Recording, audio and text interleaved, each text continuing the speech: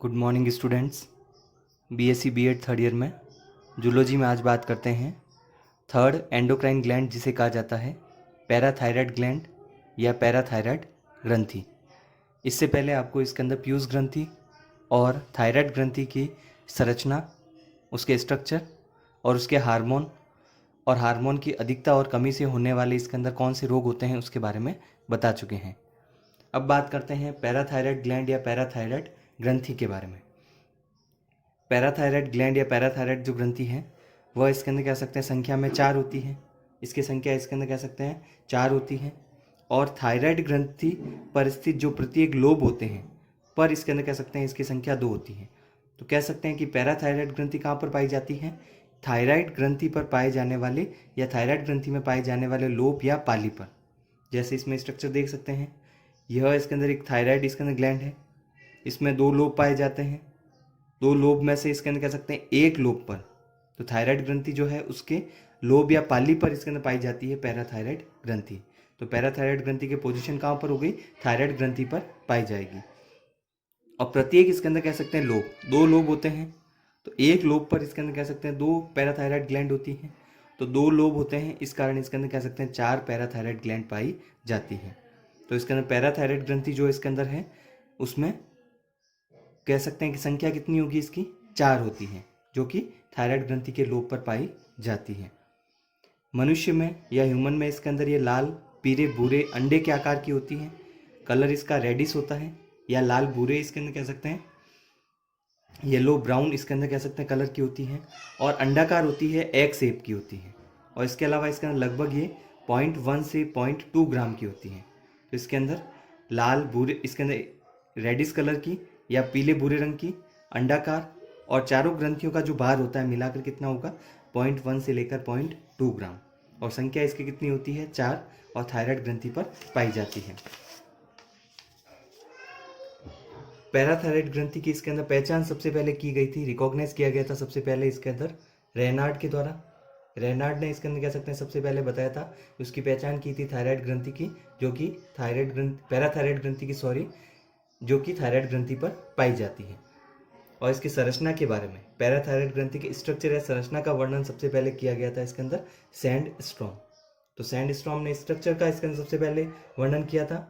और सबसे पहले ग्रंथि की पहचान की गई थी, इसके अंदर रिकॉग्नाइज किया गया था रेनार्ड के द्वारा। पैराथायराइड ग्रंथि की बात करें तो अब इसके हार्मोन, पैराथायराइड ग्रंथि के हार्मोन को इसके अंदर अलग अलग नाम दिया जा सकता है।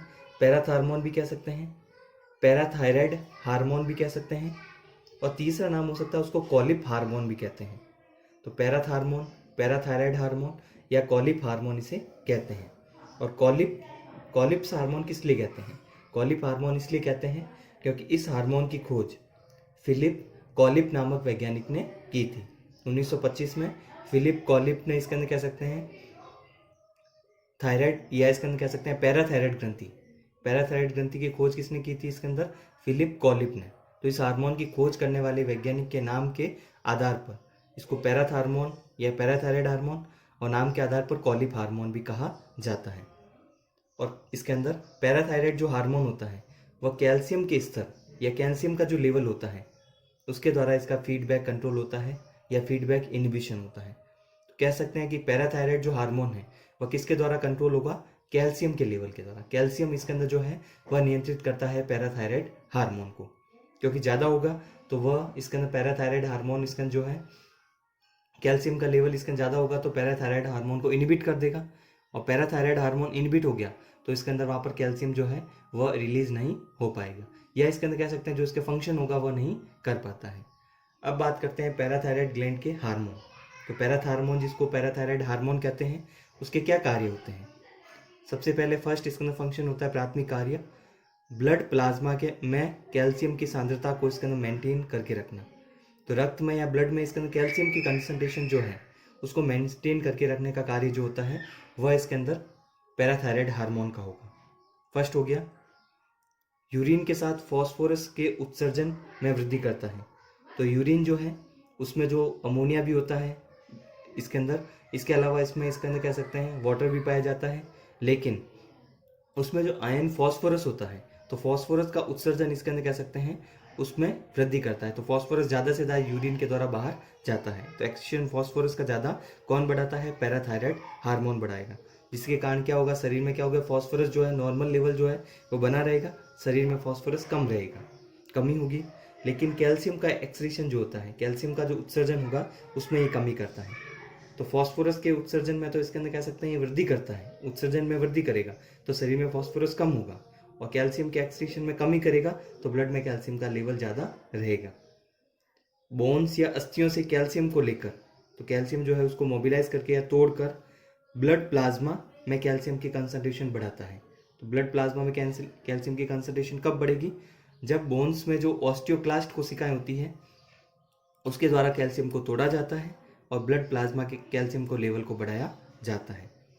इसके अलावा फोर्थ कार्य होता है पैराथायराइड हार्मोन का, इंटेस्टाइन या आंत्र से कैल्शियम के अवशोषण को बढ़ाना। इंटेस्टाइन से इसके अंदर कह सकते हैं कैल्शियम जो है, क्योंकि भोजन है तो भोजन के द्वारा, डाइट के द्वारा जो भी कैल्शियम आया है, और अवशोषण मुख्य रूप से आपको बताया गया था इसके अंदर एब्जॉर्प्शन जो होता है पाचन तंत्र में वह इंटेस्टाइन या आंत्र में होता है। इसके अंदर आयोडीन का हो या कैल्शियम का हो। आयोडीन जो आपको बताया गया था थायराइड ग्लैंड के केस में, और अभी इसके अंदर पैराथायराइड में क्या होता है, कैल्शियम के एब्जॉर्प्शन को बढ़ाने का कार्य, अवशोषण को बढ़ाने का कार्य, कि ज़्यादा इसके अंदर कैल्शियम का एब्जॉर्प्शन हो इंटेस्टाइन के द्वारा, तो वह इसके अंदर कह सकते हैं पैराथायराइड हार्मोन करेगा। तो पैराथायराइड हार्मोन का मुख्य कार्य क्या हो गया? कैल्शियम के लेवल को बढ़ाना, सीरम या ब्लड लेवल जो है कैल्शियम का बढ़ाता है इसके अंदर अस्थियों के द्वारा इसके अंदर कैल्शियम को तोड़कर, और फॉस्फोरस जो है उसके उत्सर्जन में वृद्धि करता है, ज़्यादा से ज़्यादा फॉस्फोरस शरीर से बाहर जाए, शरीर के अंदर जितनी रिक्वायरमेंट होती है उतना रखा जाता है। तो यहाँ पर कैल्शियम का अवशोषण या कैल्शियम को मोबिलाइज करना, ये कंसंट्रेशन जो बढ़ाई जाती है कैल्शियम की, वह पैराथायराइड हार्मोन के द्वारा बढ़ाई जाती है। इसी कारण जैसे आपको अभी बताया कि कैल्शियम का जो लेवल होगा वह इसके अंदर पैराथायराइड हार्मोन का फीडबैक इनिबिशन करता है। अस्थियों की वृद्धि, मसल्स और सामान्य तंत्रिका तंत्र की क्रिया जो होती है, तो बोन्स की जो वृद्धि होती है, बोन्स में भी कैल्शियम होता है। इसके अलावा मसल्स में भी चाहिए, मसल्स के कॉन्ट्रैक्शन में आपको बताया गया था इसके अंदर ट्रोपोनिन के लिए चाहिए होता है, और सामान्य तंत्रिका तंत्र की क्रिया के लिए चाहिए होता है जो आपको सिनेप्सिस में बताया गया था, कैल्शियम चैनल ऑन होते हैं, वेजिकल को किनारे पर लेकर आते हैं। तो इस प्रकार से सभी जो क्रियाएं होती हैं उसमें इसके अंदर कह सकते हैं किस पर निर्भर करती है, कैल्शियम और फॉस्फोरस के संतुलन या बैलेंस पर निर्भर करती है। तीनों क्रियाएं, मसल्स की बात करें या सामान्य तंत्रिका तंत्र की बात करें या तीसरा बोन्स की ग्रोथ की बात करें, तीनों कैल्शियम फॉस्फोरस लेवल या बैलेंस पर निर्भर करती है। अब बात करते हैं एबनॉर्मलिटीज ऑफ पैराथायराइड एक्टिविटी, या पैराथायराइड इसके अंदर कह सकते हैं क्रिया की असामान्यताएं। एबनॉर्मलिटी कौन कौन सी होती है? इसका अर्थ होता है कि इसके अंदर पैराथायराइड जो हार्मोन है उसकी कमी से या अधिकता से कौन से रोग होते हैं। पैराथायराइड हार्मोन ज़्यादा सिक्रीट होगा तो क्या होगा, और अधिक मात्रा में सिक्रीट होता है तो क्या होता है, या उसकी कमी से या हाइपोसिक्रीशन से इसके अंदर कह सकते हैं क्या प्रभाव पड़ता है। फर्स्ट बात करते हैं हाइपोसिक्रीशन, या इसके अंदर कह सकते हैं पैराथायराइड हार्मोन यदि सामान्य से कम मात्रा में सिक्रीट हो रहा है तो उसका क्या प्रभाव होगा।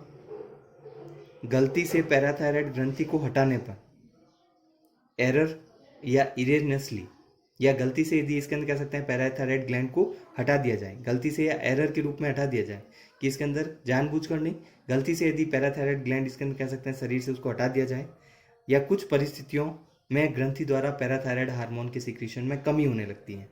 तो पैराथार्मोन या पैराथायराइड हार्मोन में कमी कब होगी? कुछ विशेष परिस्थितियों में, या थायराइड ग्लैंड इसके अंदर जो है उस पर पाई जाने वाली पैराथायराइड ग्लैंड को इसके अंदर गलती से हटा दिया जाए, तब पैराथायराइड हार्मोन जो होगा उसकी सिक्रीशन कम होगा, जिससे ब्लड में इसके अंदर फ्री कैल्शियम लेवल इसके अंदर कम होने लगेगा। क्योंकि पैराथायराइड हार्मोन का क्या कार्य है, ब्लड में कैल्शियम लेवल को बढ़ाना। तो उससे क्या होगा, ब्लड में फ्री कैल्शियम लेवल अब इसके अंदर पैराथायराइड हार्मोन की कमी के कारण कैल्शियम लेवल भी कम होगा, और कैल्शियम लेवल कम होता है जिससे मसल्स या पेशियां जो होती हैं उसमें ऐंठन उत्पन्न होती है। इस प्रकार मसल्स या पेशियों में जो स्पास्म या ऐंठन जो उत्पन्न होती है उसको टेटेनी कहा जाता है। तो टेटनी कंडीशन जो होती है या टेटेनी जो कंडीशन होती है वह क्या होती है, मसल्स या पेशियों में पाए जाने वाले स्पास्म या ऐंठन को कहा जाता है, जो कि कैल्शियम की कमी के कारण होती है, क्योंकि पैराथायराइड हार्मोन कम होगा तो कैल्शियम की कमी होगी, तो पेशियों में यहाँ पर ऐंठन या स्पैस्म आता है जिसको टेटेनी कंडीशन कहा जाएगा। तब बात करते हैं जैसे टेटेनी जो है उसके क्या लक्षण हो सकते हैं। टेटेनिक कंडीशन होगी तो उसमें जैसे पैराथायराइड हार्मोन की कमी तो कैल्शियम लेवल कम, तो मसल्स या पेशियों में ऐठन या स्पैस्म आता है, उसी को टेटेनी कहते हैं। तो क्या क्या लक्षण हो सकते हैं जैसे टेटेनी के? आइज की पेशियों में स्पास्म या ऐठन उत्पन्न होती है। आइज जो है या नेत्र की जो पेशियां होती है उसमें भी स्पास्म या ऐठन उत्पन्न होगी टेटेनी कंडीशन में। पेशियों में ऐठन के कारण हाथ और पैर की जो पेशियां होती है उसमें भी ऐसा स्पास्म उत्पन्न होता है या ऐठन उत्पन्न होती है। इस प्रकार के ऐठन को कार्पो पेडल ऐठन कहा जाता है। तो आइज या इसके नेत्र की पेशियों में स्पास्म में ऐठन उत्पन्न होती है। तो पेशियों में ऐठन के कारण इसके अंदर हाथ और पैर की जो पेशियां होती है उस पर स्पास्म उत्पन्न होता है। हैंड और फीट की जो मसल्स में उसको कहा जाता है कार्पो पेडल स्पास्म। तीसरा हो सकता है कार्य चिल्ड्रन में या बच्चों में, इसके अंदर कह सकते हैं इसका क्या प्रभाव होगा? लैरिंग्स जो है, और लैरिंग्स आपको बताया था श्वसन तंत्र का भाग होता है। श्वसन तंत्र में फेरिंग्स होती है, लैरिंग्स होता है। तो लैरिंग्स की पेशियों में ऐठन के कारण इसके अंदर कह सकते हैं यदि या स्पैस्म उत्पन्न होता है, वह भी टेटेनी कंडीशन में हो सकता है। तो एक तो हाथ और पैर की पेशियों में भी स्पास्म उत्पन्न होगा, आइज की पेशियों में भी होता है, और चिल्ड्रन में लैरिंग्स की पेशियों में भी स्पास्म या ऐठन उत्पन्न होती है। इसके अलावा फोर्थ क्या इफेक्ट होता है टेटेनी कंडीशन में? ब्लड सीरम में इसके अंदर कैल्शियम का स्तर 50% से कम हो जाता है। तो ब्लड इसके अंदर सीरम जो है उसमें कैल्शियम, इसके अंदर जैसे आपको भी बताया कि कैल्शियम लेवल कम होता है और पैराथायराइड हार्मोन की कमी के कारण। तो कैल्शियम का स्तर जब 50% से कम हो जाएगा, और क्या होगा इसका इफेक्ट? फॉस्फोरस का स्तर ज़्यादा बढ़ जाएगा क्योंकि पैराथायराइड हार्मोन नहीं होगा। तो एक तो इसके अंदर कह सकते हैं बोन से इसके अंदर कैल्शियम नहीं लिया जा सकता मोबिलाइज करके या तोड़कर, तो कैल्शियम लेवल तो ब्लड का कम होता है, लेकिन फॉस्फोरस को बाहर ज़्यादा एक्सीट नहीं किया जाएगा, उत्सर्जित नहीं किया जाएगा, क्योंकि कार्य होता है पैराथायराइड हार्मोन का। और हार्मोन की कमी के कारण फॉस्फोरस ज़्यादा एक्सीट नहीं होगा, तो ब्लड में फॉस्फोरस का लेवल ज़्यादा होने लग जाता है। ये भी किस में होता है? इसके अंदर टेटेनी कंडीशन में होगा। तो लैरिंग्स चिल्ड्रन में, और फीट हाथ और पैर की पेशियों में, और आइज में जो एडल्ट इसके अंदर कह सकते हैं मनुष्य हैं उसमें स्पास्म में ऐठन उत्पन्न होता है पेशियों में, तो वह टेटेनी कंडीशन के अंतर्गत आता है। और फॉस्फोरस का लेवल ज़्यादा बढ़ेगा, कैल्शियम का लेवल कम हो जाता है। ये लक्षण होते हैं इसके अंदर कह सकते हैं।